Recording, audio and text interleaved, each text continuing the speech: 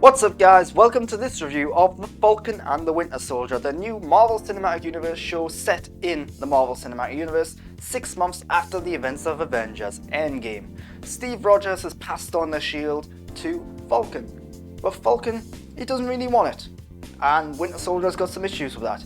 Meanwhile, there's this new group called the Flag Smashers coming around, who've got some issues with the way the world is now, 5 years after they've initially vanished. So, Falcon and Winter Soldier, what did I think in a nutshell? I thought it was okay.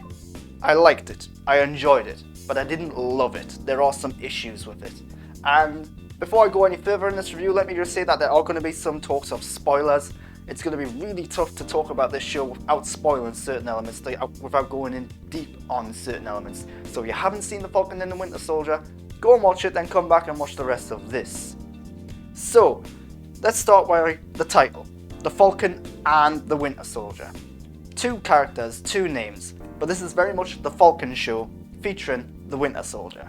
And that's where some of the problem lies, in that Winter Soldier's story is all about him coming to terms with what he's done, coming to terms with what he is, and trying to move on and get some sort of redemption from it. The problem is that his story takes place primarily in the first 2 episodes and is then wrapped up in the final episode.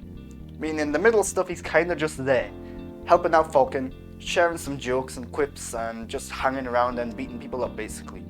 Falcon's storyline, meanwhile, is all about him coming to terms with what America needs, what he should be, what he wants to be, and this show is all about him becoming Captain America, dealing with everything that relates to and trying to establish himself away from Steve Rogers, not trying to live up to his name as necessarily, but trying to become his own person, his own Captain America, and dealing with the race issues surrounding that. That's where this show really strives. That's where this show really shines, in the way in which it deals with heavy themes and messages like race and refugees and displacement, and the political elements of this work really, really well, and it has an emotional payoff as well. There's emotion behind all of this, and it works well primarily because we get to dive deep into the character of Falcon. We see his personal life, we see his family, his friends, we see him dealing with stuff like going to the bank and trying to get a loan and trying to deal with the family business and stuff like that. This has really fleshed out Falcon in a way that the movies never did. And it's not only him as a person, him as a superhero as well. In that, in the movies, he's often just seen like flying around shooting people and using gadgets. Here, we actually get to see him go hand to hand with people, using the wings as weapons and try some different things out. They're really exploring what can Falcon do, what are his abilities, and that's really good. But the actual superhero story behind all of this, the stuff where there are some bad guys trying to do bad things and the heroes have to team up to take them down, that's the biggest problem with the show, in that the bad guys are a group called the Flag Smashers. They've came about because of the blip where they vanished for 5 years, they've came back, and now there's millions of people who are displaced, who try to find their way back into society, a society that's moved on because 5 years have passed. That idea is really cool, but it's not fully fleshed out, it feels like. And the whole goal and motive and purpose of the Flag Smashers is also very vague at times. Like, right, what's their problem? What do they want? Why are they doing this? What's their motive? What are they hoping to achieve here? And it becomes very vague. Who are they actually against? Who is their enemy? And the problem here is I think it's been edited down. This was partly filmed in the pandemic. I think towards the back end of the season there was some pandemic filming going on here, and also it was edited because of the pandemic, in that apparently there was some sort of like viral outbreak storyline being introduced in this show. Perhaps the Flag Smashers were going to unleash a virus of some sort, or threaten to do so, and maybe someone at Marvel or Disney thought like, oh, maybe we shouldn't do that considering we are in a pandemic. Maybe that's a little too much, people won't like that. So it looks like that stuff's been edited out, and that's left the Flag Smasher storyline feeling a little empty at times, and a little unclear. It's understandable, of course, because, hey, would you really want to watch a show about a viral outbreak when we're in a viral outbreak? It's a tough one, and it's a shame, because it really would have helped to establish what the goals and motives of this group are. And speaking of this group, while I'm on it, how big is this group? Because it first seems like there's just like 10 of them maybe. It feels like they are just a small gathering that is trying to build up support. Then in the middle it seems like, oh no, there's only 5 or 6 of them. Then at another point it feels like, oh no, they've got an army. And then towards the end again it feels like, oh no, there are only 5 or 6 of them. It's really weird. It doesn't feel like it establishes very well what this group is, how widespread is this group, what are this group's capabilities. At one point they go from one part of the world to the other with ease, it seems. And there's no explanation of how they done it, there's no explanation of how many of them did it. It's odd. But they're not the only antagonists, not entirely. There's a new character introduced called John Walker. He's initially introduced as this American soldier who's donning the shield, so to say, of Captain America. He is the new Captain America, and he's trying to live up to the name of Steve Rogers. He's trying to prove himself. But then it becomes fairly quickly that he's not right for this role, and he's very clear about this. When his friend dies, he then murders someone. Brutally. In the middle of the streets, on cameras, he murders someone who's begging for their life, who's surrendering. And then it's like, right, he's done. He's a bad guy now. Very clear. All of that stuff is great, although it does feel like it's a pretty rushed job from him being this happy, cheery, good guy to being this murdering bad guy. That's a very quick transition, because there are only 6 episodes, there's only so much time you can actually spend on it. And then he comes back in the final episode and it's like, hey, I'm here to help. I'm gonna be a hero again. It's like, right, but you're a murderer. It's like, no one mentions that, no one pays any attention to that. In fact, he comes back in this final episode and then he's running alongside Bucky trying to help save the day, and it's weird. It's really weird. That should not be his story arc at all. He should not be redeemed in any such a way like that. And it does feel like the whole John Walker stuff is building to something that's going to happen in the future. But at this point across these 6 episodes, his storyline is really rushed, and it feels like there should have been like extra steps between him transitioning to being a murderer to then transition to the redemption storyline. There should have been something else in the middle of that. Yeah, these 2 gaps here. And it's weird. But I do like the character. I think the acting by Wyatt Russell is really good. I think he's really good in that role. But 6 episodes, I've already mentioned it, each one ranging between 45 minutes to an hour. Fine. The problem is that the story does feel a bit stretched out. It feels like they have took the 6 episodes and said, right, we can really dive into the characters here. That stuff works really well. They do dive into Falcon, I've already talked about his personal stuff. They dive into Winter Soldier at times, showing his personal life and what's going on there. And they really get to go into certain themes and moments a lot more detail than you would expect them to. The problem is that the other storyline, the superhero storyline, does feel stretched out because of it. And ultimately I think this all could have been condensed down into maybe 4 episodes or even just a movie. And it would have been a much tighter, much better storyline. Specifically if they really can not only condensed it down but focused in on who's the bad guy, what was the actual story here that we're telling. I think that would have worked really well if they just trimmed things down a bit. So as it is, there are moments where it does slow down, there are moments where it suddenly gets exciting and thrilling and action-packed. The pacing is off, basically. It starts off, you think, right, this is going to be a Marvel TV show in the vein of like a Marvel movie, but then all of a sudden, it's like, no, this is actually slower. This is much slower, it's much more character-focused. And then all of a sudden, oh no, it is an action-packed series, to the point where in the middle of a few episodes, it feels like the action scenes are being inserted just for the sake of having action scenes. It feels like they're there because, like, oh, we're a Marvel show, we need to have action. This needs to be exciting, some people are going to get bored. Let's put an action scene in here. And a lot of the middle stuff does feel like that's where the stretching out is happening. But a lot of that middle stuff is also where it's at its most coolest, because it is doing the more spy thriller stuff. It is doing the more, like, the darker side of being a superhero kind of thing, where it's like, what are the limitations? Can we bend the rules a bit? Can we break the laws if we need to? That stuff's really interesting, but again, not entirely necessary, and it does kind of cloud what their messaging is overall. And ultimately, the message of this show is about what it means to be Captain America, what that shield is symbolic of, and it does add up in the end, I would say.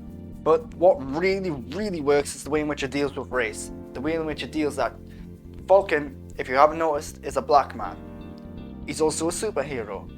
But superhero stuff aside, living in America, he's still got to deal with all these race issues, and it really shows that. It shows that, hey, he can walk down the street, have an argument with a white man, and the cops suddenly come up and say, hey, to the white man, are you alright? And it's like, whoa, It really dives into that and shows that, hey, they don't care if he's a superhero. At least not at first. Once they find out he's a superhero, they're like, oh, we're sorry.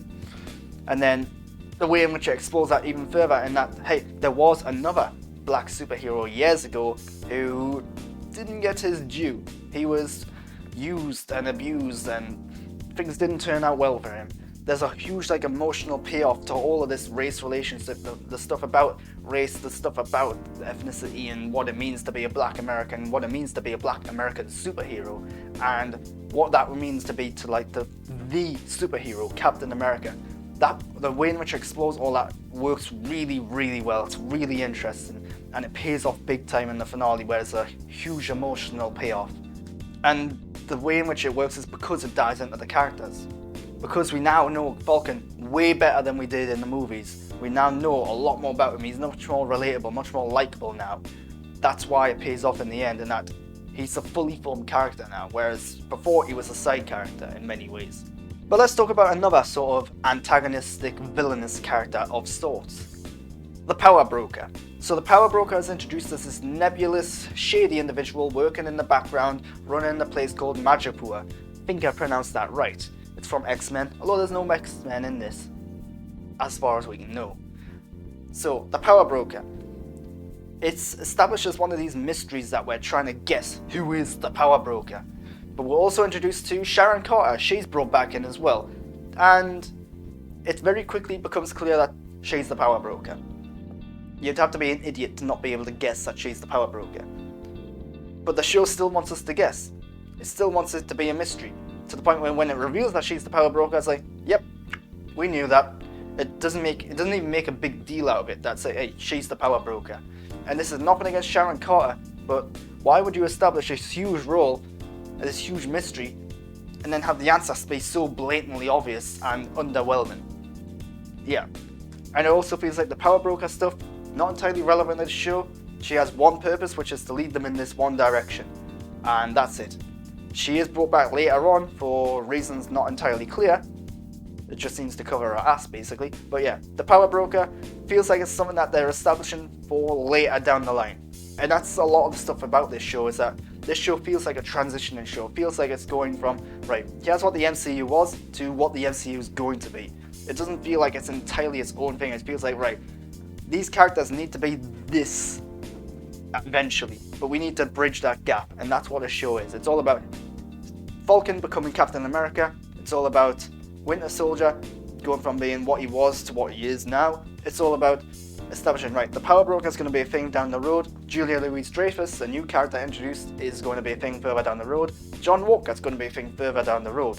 It's got very Iron Man 2 similarities in that regard, in that they introduced things like Black Widow and S.H.I.E.L.D. in Iron Man 2 to the point where it kind of distracted from Iron Man's storyline. And that's exactly what happens here with Falcon and Winter Soldier. All of this stuff that's establishing and hinting at things of the future is distracting from the storyline that's actually being told here. But not in such a grievous way, not in a point where it feels like it's too distracting. It doesn't feel like it's taking the limelight away from it in any way. But it is something there that's arguably doesn't need to be there. The Power Broker stuff, the John Walker stuff, the Julia Louis-Dreyfus stuff. All of that does feel like it's taking away a little from what the show should be. And another character is Baron Zemo. Baron Zemo, turns out he can dance. Yeah, dancing aside though, he's in this show and he's now full-on comic book Baron Zemo. So, we last saw him in Civil War. He was a very intellectual bad guy. He outsmarted the good guys basically, and he won. Yeah, he got caught in the end, but then he knew he was going to get caught, but he won essentially. Here, he's brought back because he's got some information. He can hook them up with the right people. Baron Zemo is a bit like the Power Broker in that he serves one purpose, which is to get the characters from here to here. Once he's done that, he becomes a little redundant. He's just kind of there. And the show does actually deal with that better than what it deals with the Power Broker, in that, hey, once he's done with his thing, he does go back and he gets locked up again. But it does feel like the Baron Zemo, his backstory is being fleshed out a bit more. He's now this rich guy who we knew from the comic books. He's got his full comic book look in there. He's a far more interesting character now than he was in Civil War. Not that he wasn't interested in Civil War, but again, in Civil War he was intellectual, he was smart. Here, he's still got that, but they've also added a physicality to him. he's going around kicking people, he's going around using his guns and so on. He's showing that he's actually more capable than we thought. But it also feels like maybe this is an element that wasn't entirely needed or necessary for the character. But yeah, Baron Zemo, he is a breath of fresh air in this show. I think he is one of the best parts of this show, but he doesn't always feel like he's important.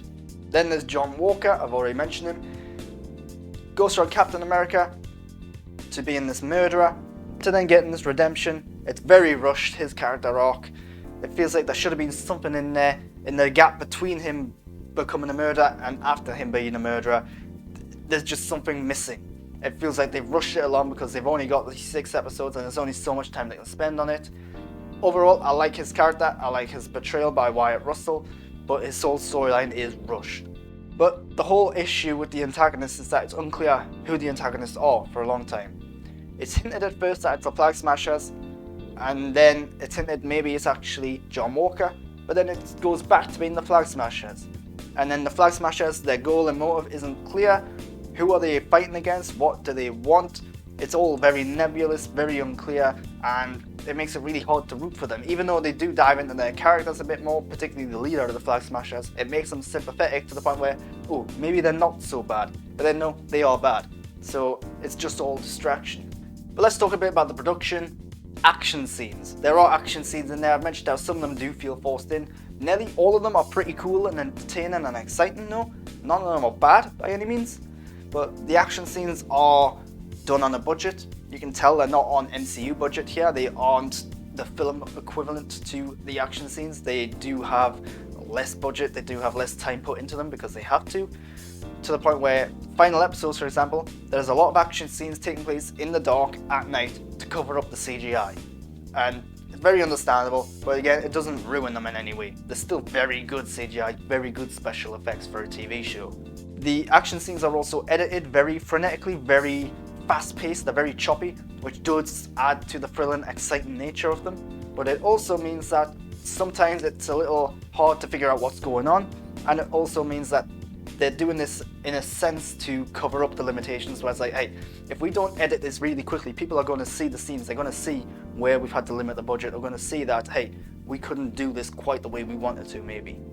So that's something to consider as well. But yeah, the action scenes are all cool, they're all very enjoyable and exciting. There's a lot of creativity in there with like how they use Falcon's abilities, how he is using his wings to like prevent himself from getting knocked over and using them as weapons and stuff like that. It's really cool, really interesting stuff. And the last thing I want to talk about is Falcon's new suit, or more specifically, Captain America's new suit. Really cool. I like the use of colour, the white, red and blue really makes it pop and stand out and shine. The head bit's a little weird. The fact that he has got this like sheath going around. The goggles are fine because he always wears the goggles, but maybe get rid of that or tweak it a bit, I don't know. But the suit's very cool. It looks like a very comic booky suit and it fits into the MCU really well. But yeah, that's my review of the Falcon and the Winter Soldier. I liked it, I enjoyed it. There's a lot of stuff that's really exciting and fun. There's an emotional element to there. The themes and messages are really strong. That's what really shines here. But this show does feel like it's less about what's happening now and more about establishing what's going to happen in the future. And that's one of its biggest problems. I liked it, I enjoyed it, I didn't love it. But hey, it's not the worst thing in the MCU, and even if it was, it would still be pretty good.